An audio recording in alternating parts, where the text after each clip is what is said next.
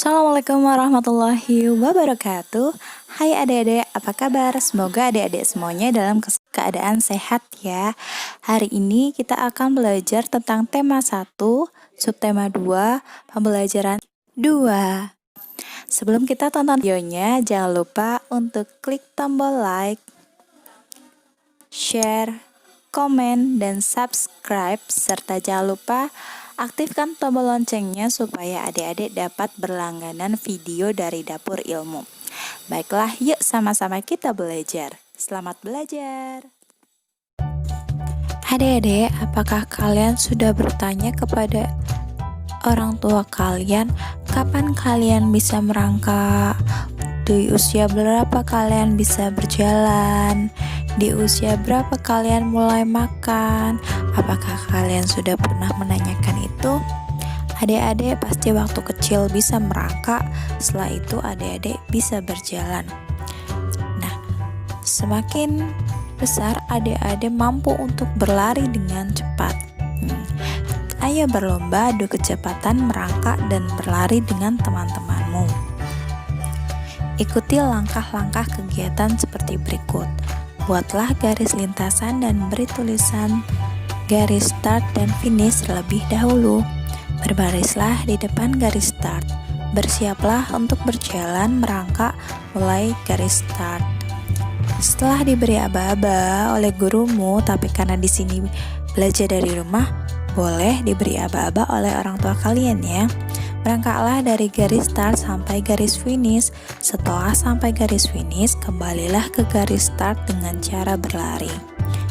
Siswa yang paling cepat sampai ke garis start adalah pemenangnya.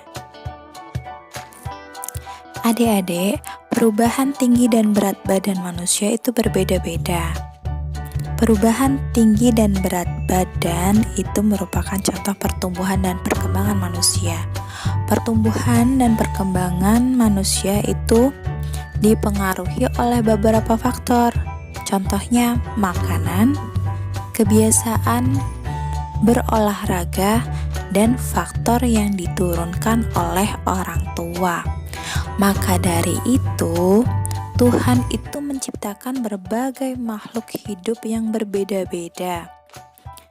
Nah, dengan perbedaan inilah kita harus saling menghargai dan menghormati perbedaan yang ada. Kita tidak boleh bermusuhan hanya karena kita berbeda.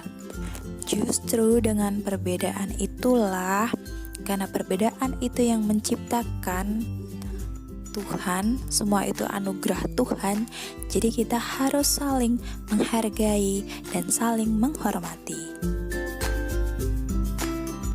Tuliskan sikap yang akan kamu lakukan jika melihat beberapa hal seperti berikut. Contoh, kamu melihat teman yang kesulitan mengambil benda di atas tempat yang tinggi. Sikap yang akan kamu lakukan itu bagaimana adik-adik? Ya, harusnya sikap yang akan kamu lakukan yaitu kamu membantu anak tersebut mengambil benda yang ada di atas. Selanjutnya, di sana ada gambar Siti atau teman kamu sedang merasa kesulitan ya. Kamu melihat teman kamu yang kesulitan membawa barang bawaan. Sikap yang akan kamu lakukan ini adalah sikap yang akan kamu lakukan bagaimana jika kamu melihat teman kamu ini sedang kesulitan membawa barang bawaan. Ya, sikap kita yang baik adalah dengan membantu anak tersebut membawa barang bawaannya. Gambar ketiga, di sana ada 3 orang anak sedang menari dan salah satu di antaranya itu merasa kesulitan mengikuti gerakan tari. Kamu melihat teman kamu yang kesulitan mengikuti gerakan tari tersebut, sikap yang akan kamu lakukan adalah apa yang akan kamu lakukan jika kamu melihat temanmu sedang kesulitan mengikuti gerakan tari? Apakah kamu akan membiarkannya? Tapi itu sikap yang tidak terpuji ya. Yang paling tepat adalah kita membantunya untuk melatih gerakan tari.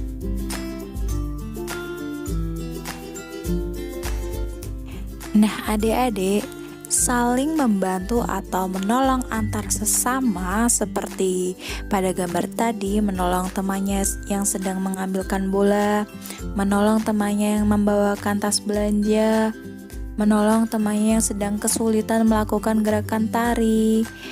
Menolong teman itu termasuk pengamalan sila kedua Pancasila. Dalam sila kedua Pancasila berbunyi kemanusiaan yang adil dan beradab. Simbol sila kedua Pancasila yaitu rantai. Lambang ini menunjukkan bahwa bangsa Indonesia sangat menjunjung tinggi nilai-nilai kemanusiaan.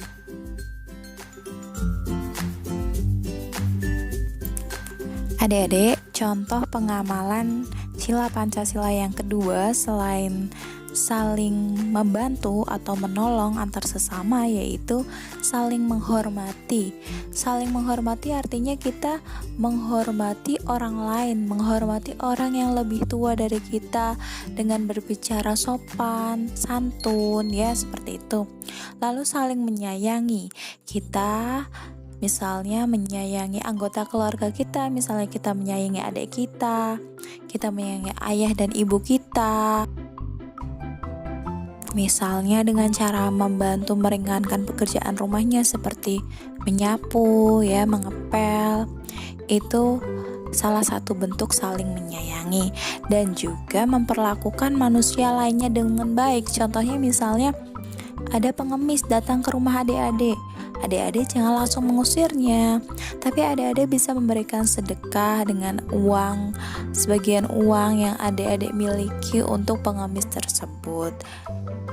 Seperti itu contoh pengamalan sila Pancasila yang kedua. Adik, setelah mempelajari materi pada tema 1 subtema 2 pembelajaran 2, adik-adik yuk kita kerjakan soal berikut ini. Pada pelajaran PPKN ada 2 soal. Tuliskan contoh dari sikap saling menghormati. Apa arti gambar rantai pada sila kedua Pancasila? Lalu soal muatan pelajaran bahasa Indonesia nomor 1. Apa saja faktor yang mempengaruhi pertumbuhan dan perkembangan manusia? 2. Bagaimana sikap kita jika ada teman kita sendiri yang sakit? Nantinya sikap anak-anak tuh bagaimana kalau melihat teman kamu sakit berbaring di rumah sakit? Adik-adik dapat mengerjakan dengan bimbingan ayah, ibu, ataupun kakak kalian. Demikianlah video kali ini. Semoga video ini memberikan manfaat untuk adik-adik semuanya. Kakak ingatkan jangan lupa untuk klik tombol like jika adik-adik menyukai video ini. Dan jangan lupa untuk klik tombol subscribe dan loncengnya supaya adik-adik dapat berlangganan video dari Dapur Ilmu. Sekian dari kakak, sampai ketemu lagi. Wassalamualaikum warahmatullahi wabarakatuh.